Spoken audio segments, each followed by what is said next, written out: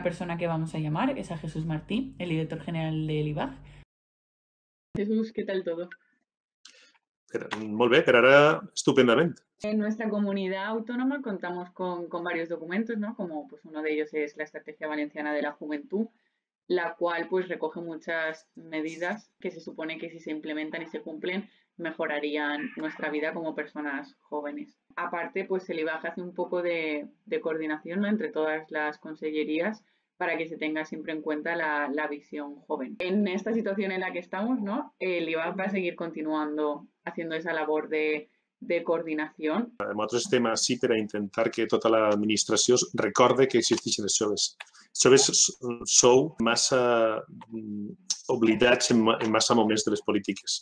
Quan la gent ho recorda, sí, vol fer alguna cosa i sí, interveneix, però normalment no és el primer element. I ahí sí que estic al costat de tota la joventut valenciana per a intentar que a partir del moment en què acabi aquesta situació tornem a reforçar la nostra implicació en recordar-li a cada un dels departaments del govern que existeixen gent jove, que té unes necessitats específiques, que té una manera de veure la realitat específica i té propostes i solucions per a aquesta història.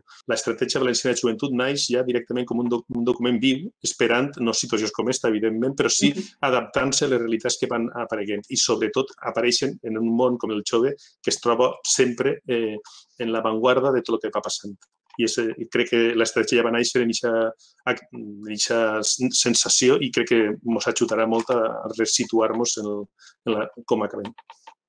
Y aunque sabemos que es complicado, ¿no? Si es complicado en el día a día, pues ahora con la situación que hay aún más, pero ¿existen realmente herramientas o algún tipo de comisión o algo donde se pueda poner eso en común y desde ya se tenga una visión coordinada? Ens esperen encara 2 o 3 setmanes en què estarem pendents d'altres prioritats, el qual no lleva en que moments com este puguen servir per començar a reflexionar i buscar els llocs d'encontre. Evidentment, si tenim que buscar solucions, sempre serà comptant amb vosaltres, gent com el Consell Valencià de la Joventut, perquè necessitem que assumim tots una col·laboració i una responsabilitat en el que pot vindre. El fet del confinament ens ha descobert que l'educació no formal, la part del temps lliure educatiu, és important en la nostra vida. La mateixa formació des de l'educació formal s'ha donat compte que no és el millor instrument per a aquests moments. Justamente, ¿no? Hablabas de pues, el ocio educativo, ¿no?, y de todas esas tareas que las entidades de educación no formal desarrollan antes de que pasara esto en su día a día y pues sábado a sábado o en campamentos y ahora pues lo están haciendo de manera online o de otras maneras, ¿no? Aún así, claro, estas entidades siguen necesitando de ayuda. ¿Cómo está esa situación? Si van a seguir habiendo ayudas para este tipo de entidades y si es una prioridad para el Institut Valencià de la Joventut. Evidentment, la prioritat per l'Institut Valencià de la Joventut són els joves i les joves. Doncs, evidentment, la convocatòria que tenim clara deveria aparèixer és això. A dia d'avui, assegure que va així. A dia d'avui no vol dir el que pot passar al final de la crisi com pot estar, però en aquests moments jo crec que tot el govern confia en tirar endavant propostes com les que tenim programades i pressupostades. És evident que l'actitud que ha tingut tot el moviment juvenil o la mateixa gent jove, com havia dit antes, en este moment, jo crec que ajudarà a entendre que fa falta aquest moviment. Que s'ha significat ficant-se a disposició de molta gent per ajudar-los fent voluntariat, inclús en moments com estos. S'ha visualitzat en els moments de crear activitats online per a traduir el que estan fent i tal, i s'ha visualitzat com a que tenen uns interessos que són molt comunitaris i molt de treballar per als altres. I això és el tipus de persones que volem i és evident que necessitem recolzar aquest tipus de persones. Hasta aquí las preguntas que teníamos para ti, así que nada, desde el Consell Valencià de la Juventud pues esperamos que el gobierno también esté teniendo en cuenta, ¿no?, pues la situación de las personas jóvenes y bueno, desde aquí también os ofrecemos toda nuestra ayuda y colaboración en todo lo que haga falta pues para mejorar esta situación en general y la vida de las personas jóvenes. Aquí sí que bueno, gracias por dedicarnos un ratito de tu tiempo. Moltes gràcies, Pilar, i envia a tota la teva gent una gran abraçada perquè de veritat estic molt content de la vostra actitud. Ahora vamos a llamar a Mariona Moranta, presidenta de la Fundació Triangle Jove. Del todo. Hola, Pilar. Para aquellos que estén viendo este vídeo y no sepan qué es, cuéntanos un poquillo qué es eso de la fundació. Bueno, la Fundació Triangle Jove està formada per el Consell de la Joventut de les Illes Balears, el Consell Valencià de la Joventut i el Consell Nacional de la Joventut de Catalunya. I és un punt de trobada entre aquests tres consells, tant per tractar temes en comú a nivell de fer incidència política, com també més concretament a nivell de projectes. Tenim la trobada Triangle Jove. Pues sabemos que hay una crisis sanitaria que probablemente o seguramente va a derivar en una crisis económica. ¿Cómo creemos, ¿no?, que puede afectar esto a estos consejos de la juventud?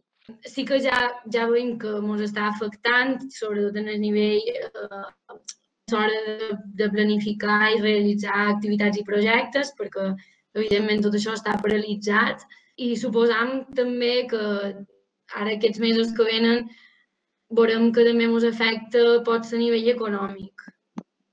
Sí que és vera que les situacions són diferents en els diferents consells, perquè, per exemple, en el Consell de Joventut de les Illes Balears, en el CEGIP, els pressupostos ja estaven aprovats i per tant, les conseqüències seran més dins la planificació i dins les línies d'actuació, però, en canvi, la situació del Consell Nacional de la Joventut de Catalunya és més delicada perquè els pressupostos s'havien d'aprovar la mateixa setmana que se va decretar l'estat d'alarma i, per tant, a dia d'avui encara no estan aprovats.